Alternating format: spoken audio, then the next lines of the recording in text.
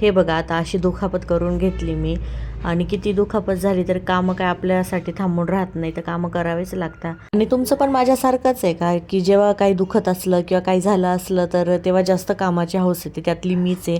आज मला काय झालं काय माहिती, खूप जास्त प्लांटिंगचं वेळ आलं होतं की नाही मला आज प्लांटिंग करायची आहे.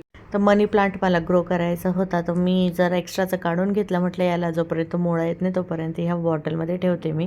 आणि ना आता काय झालं आहे काय माहिती, इतके पानं गळत आहेत ना, किती झाडलं तरी परत बाल्कनीमध्ये खूप जास्त पानं पडलेले राहतात. मग ते झाडून घेतलं आणि परत मी आहे ना माझं जेट प्लांट आहे ना, तर त्याचे ब्रांचेस खूप वाढले होते. म्हटलं चल त्याचीही कटिंग करून घेऊ आणि एक्स्ट्राची कटिंग आहे ना ती बाकीच्या कुंड्यांमध्ये आहे ना लावून देऊ.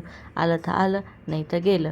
आणि हाताला इतकं लागलं आहे की मागून पुढून रक्तसुद्धा थांबत नव्हतं, इतकं हाताला लागलं. तरी पण बघा ना मला किती हौस. आणि त्यातल्या त्यात आहे ना आज मी केससुद्धा धुतले होते. आणि आज खूप जास्त मला मॅगीची क्रेविंग होत होती, कारण विरांशला मी सकाळी टिफिनला दिली होती ब्रेकफास्टला. तर म्हटलं चल स्वतःसाठी करून खावं. तर तितक्यात त्याचंही चाललं की नाही मम्मी मला पण खायची आहे. तर अर्धी त्याने खाली अर्धी मी खाली अशी ती संपून दिली. आणि संध्याकाळी हळदी कुंकाला जायचं होतं.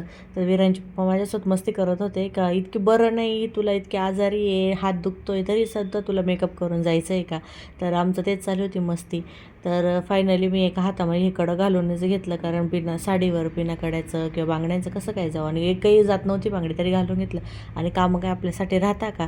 आता किती दुखत राहिलं किती असलं तरी स्वयंपाक तर करावाच लागतो. मग मी स्वयंपाक केला थोडाफार आणि कार्यक्रमाला हळदी कुंकाला निघून गेले. माझं नेहमीच आहे की मी नेहमी उशिरा जाते कुठल्याही कार्यक्रमामध्ये. तर आज पण तसं झालं, सगळ्या लेडीज येऊन बसल्या होत्या आणि मी सगळ्यात उशिरा गेले.